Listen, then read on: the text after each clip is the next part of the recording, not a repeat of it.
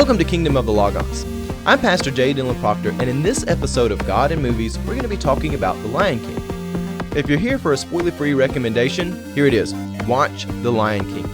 I firmly believe it's the best Disney original that is out there, and it's a great family film about coming of age. It is a story that does a great job at illustrating the harsh truths of life, and it does this while still being family-friendly. The movie's moral can be summed up as this. You have to grow up and rise to the responsibility of who you are meant to be, not just who you want to be. A king that uses his power to satisfy his personal will is a tyrant, but a true king is one who knows when to use force for the sake of those in his care. The Lion King, sure, it's a fictional story about a lion, but it's a story that is built around truth and the true way that the world works. And if you want to be fulfilled in life, you have to bless those around you, and you have to be the one you are meant to be, not the one you want to be. And that's really the operative morale in this story. You have to grow up and be the one you were meant to be, not grow up and be the one you want to be. The Lion King, it is fairly unique as far as Disney films go because it's not directly adapted from any existing source material. Sure, it has elements of Moses going out into exile and then coming back to confront the Pharaoh of Egypt. It even has elements of Cain and Abel. A lot of elements of Cain and Abel we'll get to in a bit. But you can even look at the name Simba and people will say, well, that comes from Kimba the White Lion back in the 50s and 60s. But honestly, it's not like a lot of other Disney stories which are directly taken from existing works, such as things like The Little Mermaid, The Hunchback of Notre Dame, Beauty and the Beast, so forth and so on. Many of them come from existing material.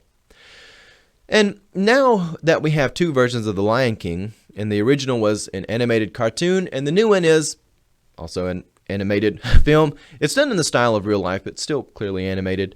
I'm not really sure that we needed a Lion King remake because the original was fine. It was an excellent movie. It was superb. And the remake is good. It wasn't necessary, but it was fine. It's great that we have it. It doesn't do anything to take it away from the original movie, which really surprised me. With the modern spirit of the age culture we live in, I expected Timon and Pumbaa to be portrayed as an outright gay couple in the new movie, but it didn't happen. There really wasn't anything to suggest that. They lamented love, and they really didn't want anything to do with being an adult or having responsibility. And, as far as modern, postmodern thinking, all the secular stuff, which is oftentimes anti-theist, it wasn't injected in the movie at all. No postscript, little one-liners added in there that you could really tell, or nothing there that really detracted from the movie. It was fairly similar to the original. So let's get into some spoilers, and let's talk about the worldview of this movie. Now, as I said earlier, it has a lot of elements of Cain and Abel, and it really, really does. And really the choice for Simba is who he's going to grow up and be. Are you going to grow up and kind of step into a Cain role, or one that steps into the role of Abel, even though Abel dies? Now, our world tends to think that force and power are agents of will. And what I mean by that is that people tend to think that if you have a position of power, then you're going to inherently kind of be bad. We get language like absolute power corrupts absolutely, things of that nature. And even when we look at the world around us, people will say, oh, it's the weapons that cause violence, or it's the state that people have. Maybe they're relatively poor and they are motivated by, they see somebody having something they don't have and they get motivated by that. But the truth of it is that it is the sin nature that always causes violence. It is just the truth of it. Positions of power, they are mere platforms for the sin nature to express itself. When leaders are corrupted over time while in positions of power, it's because they forgot the ancient lesson taught by God. And this is in Genesis 4:6. God says, if you do not do well, sin is lurking at the door. Its desire is for you, but you must master it. And that's what God tells to Cain. And now the Lion King sets up a rivalry with a lot of Cain and Abel elements. Cain and Scar, Cain from the Bible and Scar from the Lion King, they are the smart brother, and they are kind of pitted against Abel and Mufasa, which is the noble brother. And as the arc of the story goes, the smart brother devolves into the evil brother, and the noble brother is killed. It's not an initial story of good and evil, and an initial story of nobility and, or I should say smart and not smart. It's a story of how unchecked intelligence, and we all sometimes think that we're too smart to live by any other rules. We think that we know better. And smart sometimes get us into trouble. As far as the story goes, Cain, he thinks he's too smart to have to, rule over sin. He thinks he's smart enough to handle resent, but it turns him into a murderer. And also, Scar, in the story, he thinks he's too smart to abide by the laws of society, and he kills his brother and eventually becomes a tyrant who hunts and kind of destroys the kingdom. But the story is not about really Scar and Mufasa. It's really about Simba, this young lion prince. And there's a great scene early on in the movie where Simba's taken by his father to look over the entire Pride Lands, their whole kingdom. And Simba, he expresses joy that one day he'll get to be the boss of everyone. No one will tell him what to do. He'll have all this stuff. He can do whatever he wants. And his father corrects him and tells him that a true king, and again, the language of true king is very significant, says that you don't actually just do what you want. You have to submit to the responsibility placed on your shoulders. And that's a very important thing.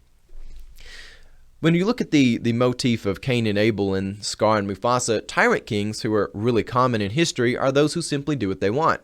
Scar, once he kills his brother, becomes a tyrant king. He does what he wants. He says, I'm smart. I get to reject wisdom. Wisdom is for common people. It's for others. It's not for me. We do this all the time as people. We say, those rules, they're for someone else. They're not for me.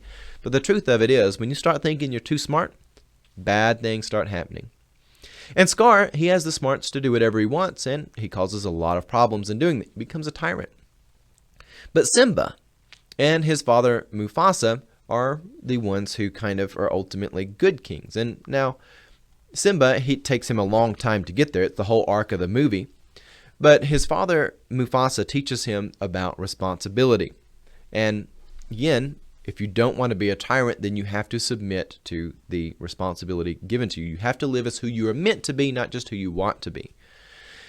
But historically, again, kings that are good tend to be a lot rarer than those who are tyrants, simply because the sin nature running through the veins of humanity is way more tempting than it is to surrender your heart to God, and that's just the fact of life. Again, it's not the position of power that necessarily corrupts. It's the sin nature that gets so good at convincing people to live as they want to, without any checks and balances, they just become tyrants. So the modern secular world, it tends to confuse things that shouldn't be confused and add certainty to things which are actually uncertain. And this is where The Lion King really is oriented towards boys becoming men.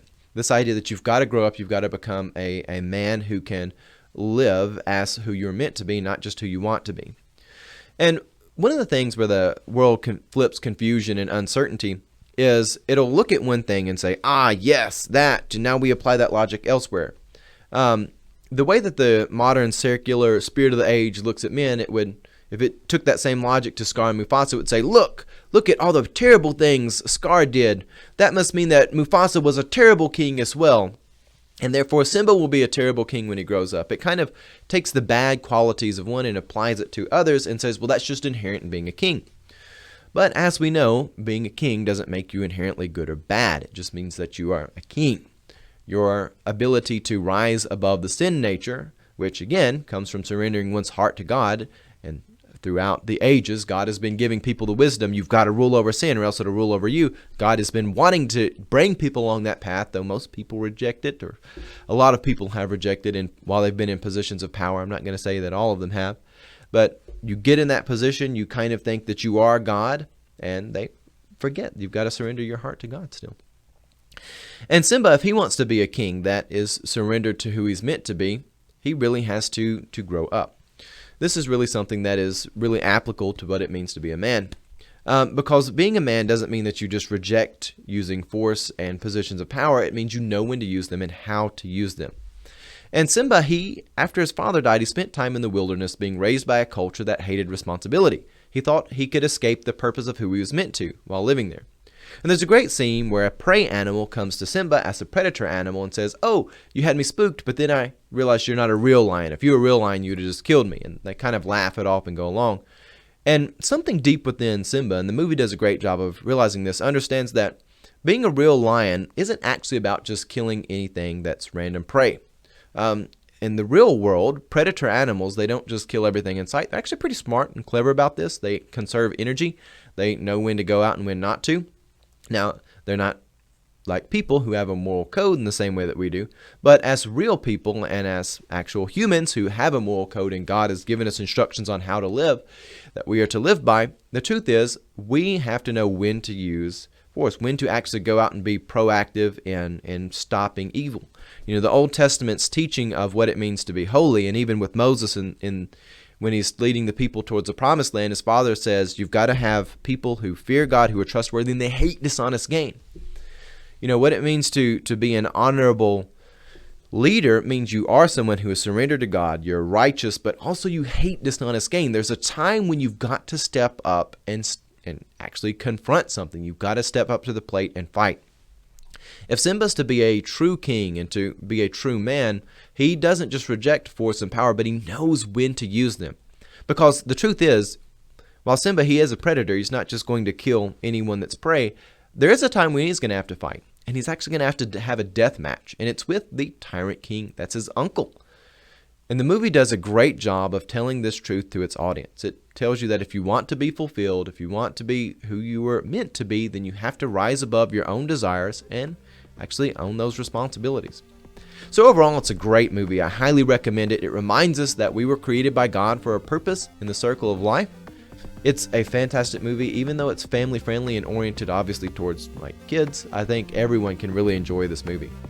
It doesn't over sanitize the truths of reality, though it does make it where you can sit and watch it and it's not terribly gruesome or anything like that. It deals with some very difficult situations, but it does it in a very family friendly way. So with that, hope you enjoy the movie. God love you and have a blessed day.